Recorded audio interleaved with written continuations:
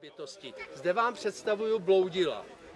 To je spolehlivý. Kdo se dostane na zámecký polesí a přijde do těch obrovských močálovitých lesů, kde jsou všelijaké víly, strašidelné bludičky, a seznámí se s bloudilem, tak to má jasný na týden. Jo? Může se tam motat kolem dokola, šlápne na takzvaný bludný kořen a je hotový. Potom už je třeba pouze poradit se s Vaňkem nebo s paní Vaňkovou. Poradit se s Vaňkem znamená utéct někam a nejlépe po vlastních stopách zpátky. Když to všechno přečkáte, tak možná, že se dostanete do styku, tam na svaté Barboře obzvlášť, bylo strašidlo Hejkal. To už není tak příznivé lidem, protože strašidlo Hejkal nezná žerty. Bloudilové to jsou takový šprýmaři. Ty prostě rádi lidem provádějí všelijaké taškařice, ale nehrozí jim nebezpečí. Kdežto u toho Hejkala teda tam to máte spočítaný.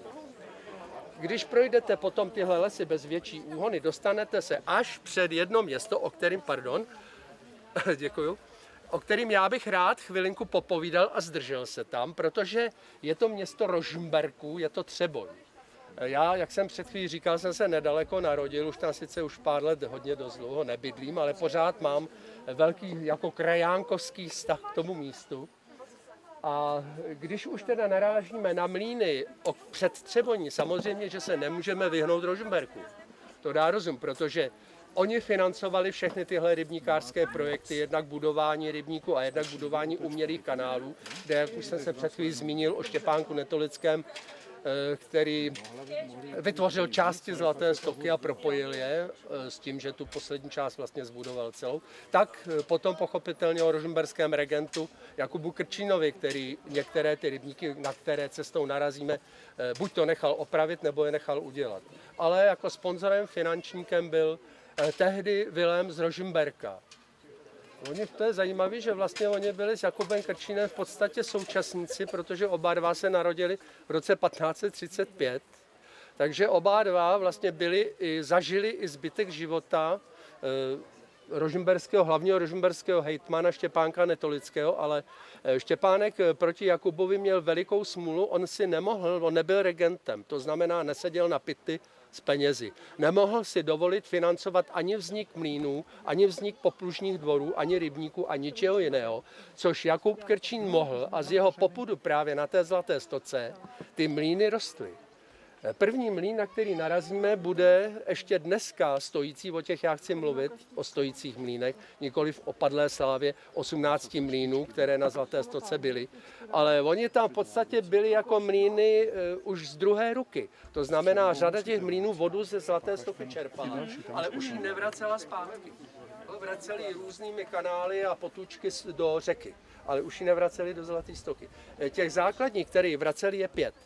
Tak ten první to zastavení bude u mlýna Opatovického na Opatovickém rybníku, ale dneska už to není mlýn, ani jeden z těch mlýnů není funkční, ale některé jsou velice zachovalé. Tenhle jo, protože je tam krajánek si vyradá hned po cestě. Mikrobiologický ústav Akademie věd, takže je možný se tam podívat zvenčí, nikoliv dovnitř. To byste musel někoho znát, aby vám to pracoviště ukázal. Důležitý je, že před mlýnem asi nějakých 50 metrů roste největší lípa, jakou já jsem kdy v životě teda viděl. Nikdy jsem větší neviděl. A dneska jsou, řekl bych, klony z toho stromu, uzmuli je a zasadili v Třeboňském zámeckém parku. Kdo někdy půjdete Třeboň, tak si na mě vzpomeňte a zeptejte se, kde jsou klony tady tyhle lípy. Tak někdo vám to možná ukáže. Tak já vám teď zahraju třeboňskou písničku, kterou budete všichni znát a dětičky, smím-li vás požádat, jsou-li tu nějaké, krajánek se nebude zlobit, když mu ve zpěvu pomůžete. Tak a bude to písnička Okolo Třeboně. Tak jedem do zpěvu.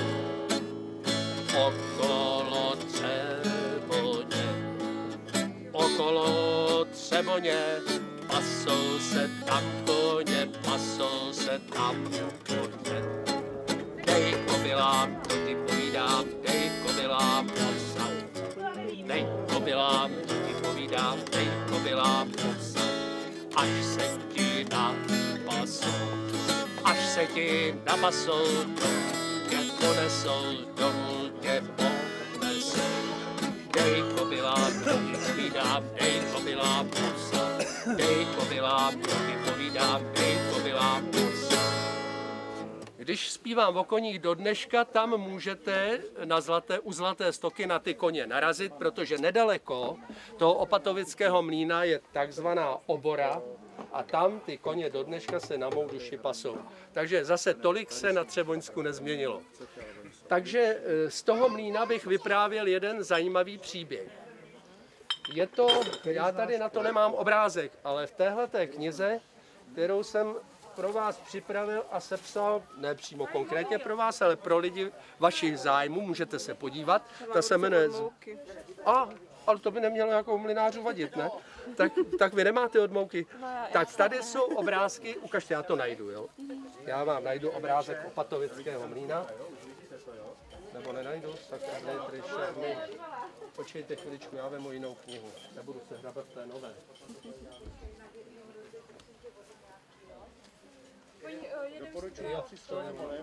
To je ta správná, v tým můžete i rukama odmouky. Tak, je to, tadyhle ho máme hnedka. Je to vybaveno spoustou zajímavých fotografií. Pod opatovickým mlýnem je hned ten druhý, potom Podhráský mlýn. To jsou v Třeboni dva, které ještě jsou. Ostatní mlýny už tam bohužel zachované nejsou. A právě na tomhletom opatovickém mlýně kdysi, to bylo někdy v 18. století, žil pan otec, který se jmenoval Wolf. A ten, jak se říká, komu pánbu, tomu všichni svatí, tak pan otec Wolf byl docela movitý člověk. Měl všechno, co potřeboval, obrovský mlýn, hezký dětičky, chytrý, plno koní. Však víte, jak to chodilo u mlýna, nebylo nic, někdy jenom mlýnské kolo, že? Ale tam bylo celé hospodářství, to znamená velké zahrady, altánky, dobytek, holuby, krocani, prostě u mlýna bylo všechno, na co člověk vzpomene. A pan otec, kromě toho, že měl chytré dětičky a hezké koně, taky se rozhodl, že těm dětičkám musí obstarat nějakou šikovnou výchovu, aby tam nerostly jako dříví zle v lese, jako stromy u Zlaté Stoky, která tam hned pod tím teče. Tak se rozhodl, že pošle do Budějovic svojeho podkoního, nějakého rybu. A to byl člověk, který strašně moc rozuměl koním, ale takový uzavřený, nemluvnej, do ničeho se moc nemíchal, ale poctivě pracoval, dřel jako kůň. A tak ano, tak poslali pro Terezii Marii. To byla strašně hezká slečna, která vyučovala po bohatých rodinách dětičky, aby se uměly dobře chovat a nebyly tak docela pitomoučky. Tak ji přivez až z dalekých českých Budějovic, jenomže samozřejmě, jakmile Tereska přijela, okamžitě zbudila pozornost celé mužské části mlýna. Pan otec jen vždycky říkal, tato nerostla pro vaše moučné čepice, bando jedna nevycválaná a honili je sem tam, až měla teda Tereska pokoj, ale ne tak zcela. Protože tam existoval jeden stárek a to byl, ve mlejně to byla kapacita. Stárek to byl vlastně hned první po panu otci, že? No a po Sekerníkovi, pokud nepřišel Sekerník, ať ten hýbal celým mlýnem, ten byl ještě nad pana otce. No a tak stárek Josef, tomu se Terča strašně moc líbila. A ten si nedal pokoj, kudy Tereska chodila, tudy chodil za ní a neustále ji otravoval. A nadbíhal jí, jak mohl. Tereska mu všelijakým způsobem dávala najevo, že ho nechce, ale on byl příliš domyšlivý na to, než aby to pochopil. A všude roztrušoval, že už jsou zasnoubeni, že Tereska prostě patří jenom jemu, aby si ostatní dali pokoj. No pan otec na to bohužel mlčel, myslel si, že se situace vyrovná, že to všechno jednou pomine. No akorát ryba, to byl jediný kamarád, tady Terezie Marie, tichý ryba, který nenadbíhal, neotravovali nic. Toho měla Tereska ráda, chodila si k němu pro rady. Až jednou si toho stárek Josef všimnul a začal strašlivě žárlit z nepochopitelných důvodů, protože Tereska mu nikdy nedala žádnou naději. A tak začal přemýšlet, jak by rybu odstranil. Jenomže ryba měl jedno veliké tajemství. Nikdo ve mlýně, kromě pana otce, ho neznal.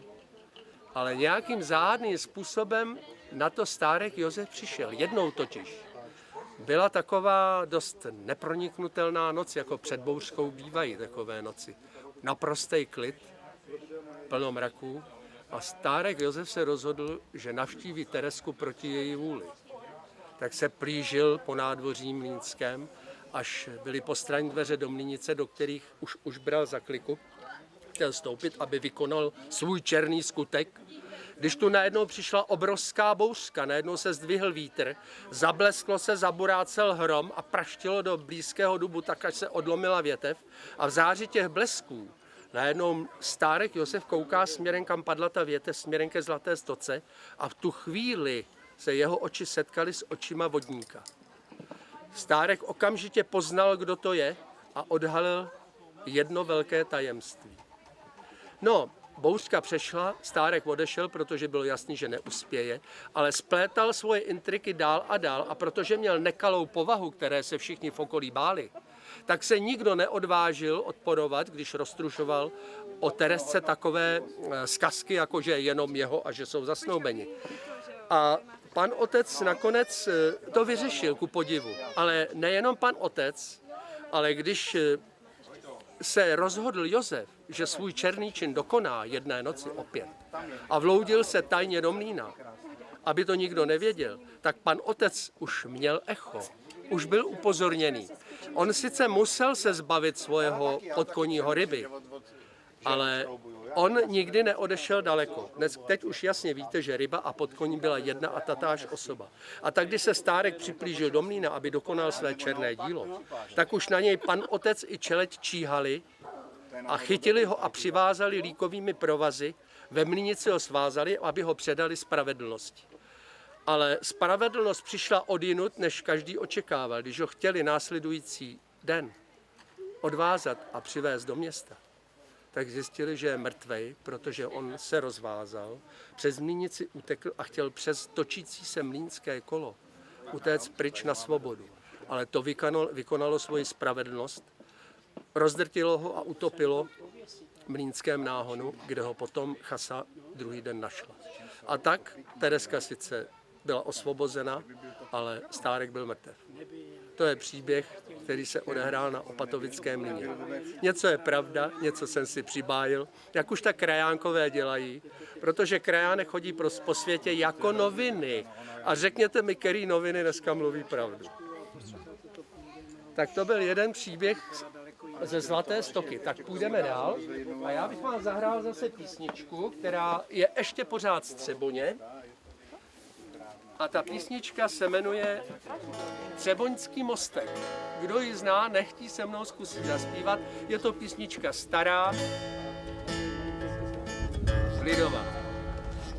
Ten Třeboňský mostek prohýbá se, pod ním teče voda, rozlivá se.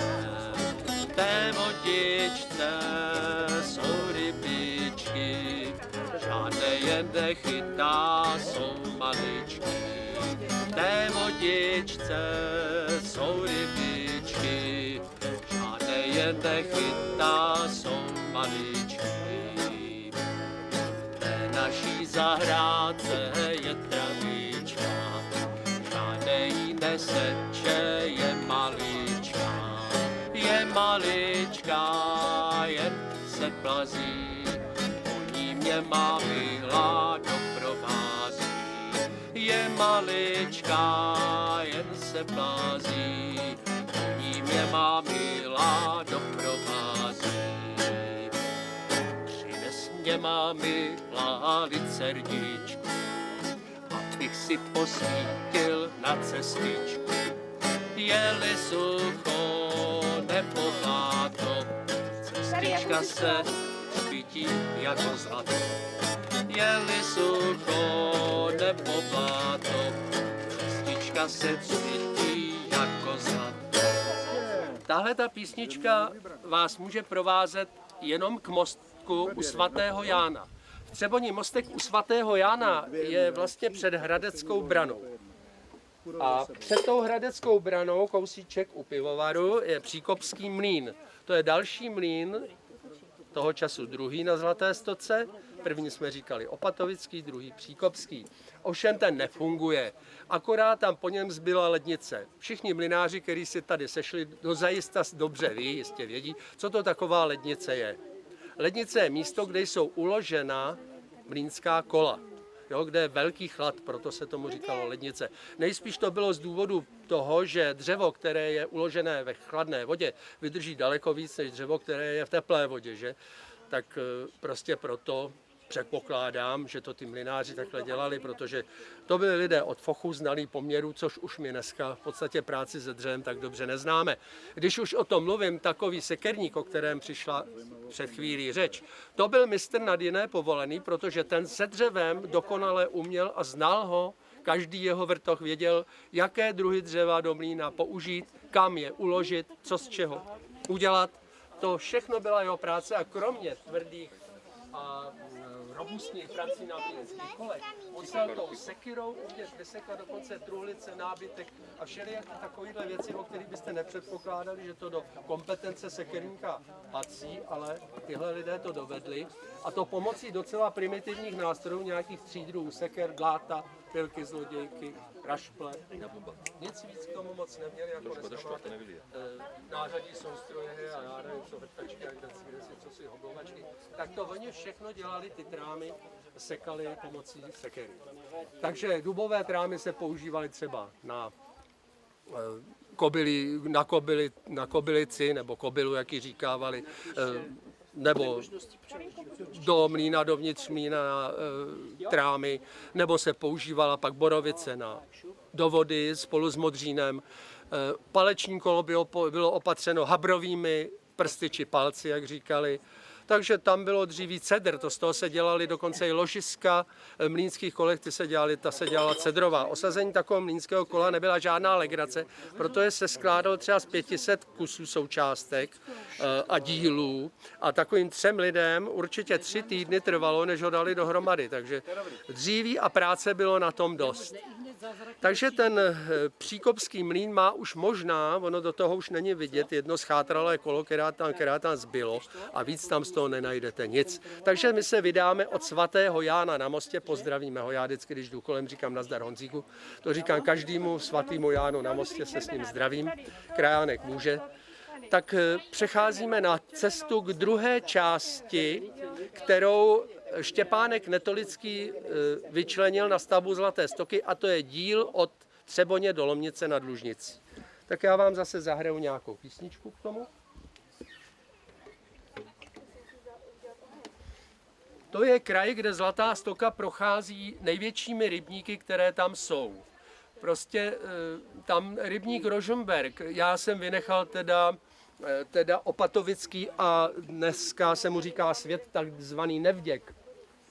Na tom Nevděku či světě, v podstatě, tady jsem na něj zapomněl, to je Chybovič Krákorák, to je vodník, který tam slouží od roku 1974. Přesně. Od října 1974. Je to zajímavé, ale tohle datum nikdy nezapomenu.